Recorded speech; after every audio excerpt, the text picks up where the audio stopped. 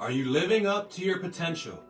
My company is called Limitless Unlock Your Potential because, having potential means that you haven't stepped up to being all that you can be, who you've been called to be. Do you constantly feel like you're behind?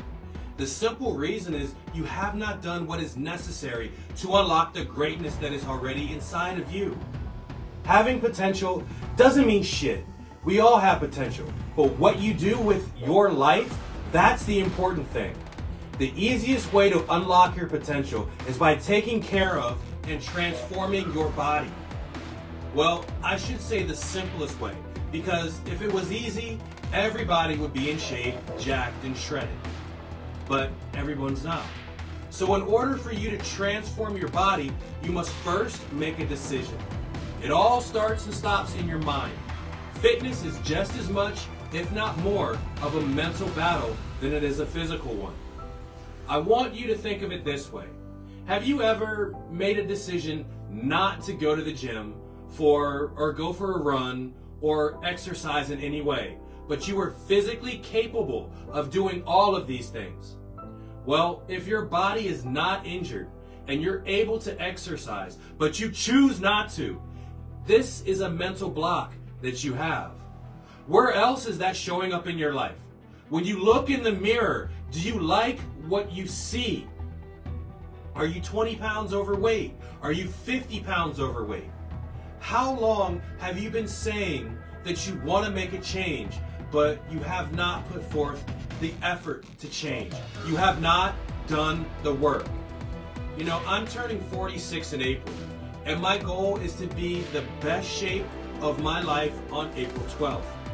There are people who are my age that I grew up with, and hell, there are people that are younger than me that look 20 years older than me because they have yet to realize that prioritizing their health is the best thing that they can and will do for themselves.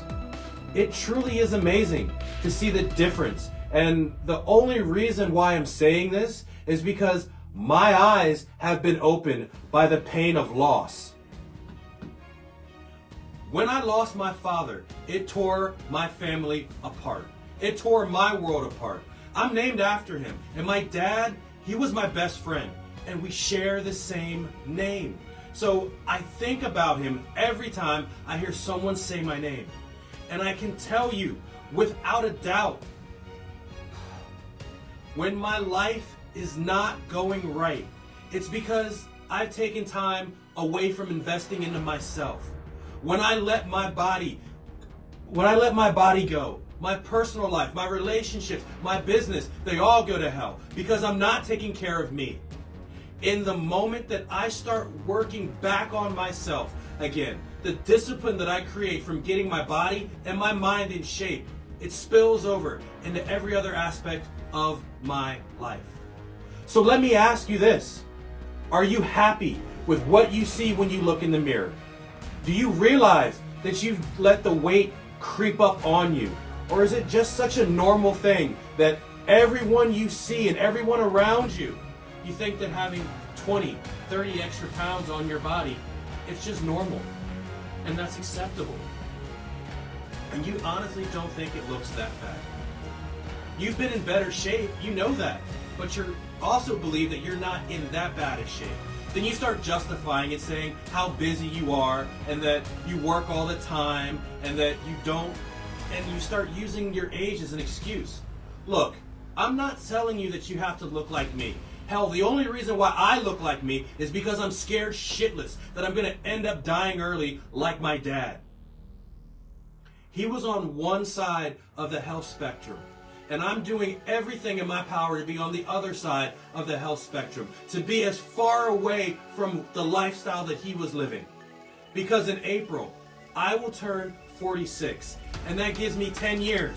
10 years to reach the age that he died.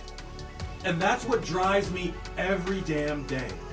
I'm not a fitness robot. I hurt from going to the gym.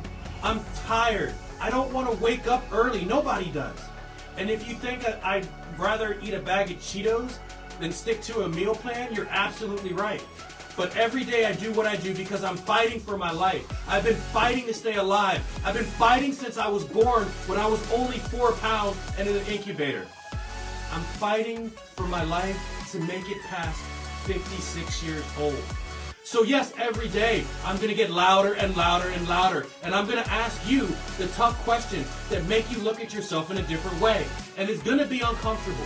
And you probably won't like me for asking these questions because it's going to make you accountable. Not to me, but to yourself every time you look in the mirror. So are you living up to your potential? Does having that additional 20, 30 pounds, 50 pounds, 100 pounds on your body, is that living up to the highest, most elite version of yourself? Is that setting the standard of excellence in your home for the people that you love the most? And the reason why I talk like this is because I know how difficult it would be for your kids if something were to happen to you and you died. I don't want your kid's story to be my story, because losing a parent before it's time leaves a hole in your soul that can never truly be filled. And your child will grow up knowing that you did not do everything in your power to be here with them because you were too busy and because you didn't think it was a priority and because you thought you had tomorrow, and tomorrow's never promised. So next time you say, I don't have time, I want you to finish that sentence with, I don't have time to watch you grow up and have a family of your own. The next time you say, it's not a priority, I want you to finish that sentence with, it's not a priority for me to be alive, to watch you walk down the aisle and get married. Because my dad will never be able to do those things for me. So I'm going to ask you one question and end this live. Are you living up to your potential? Because if you now know that you're not, now that you know better, it is your responsibility to do better.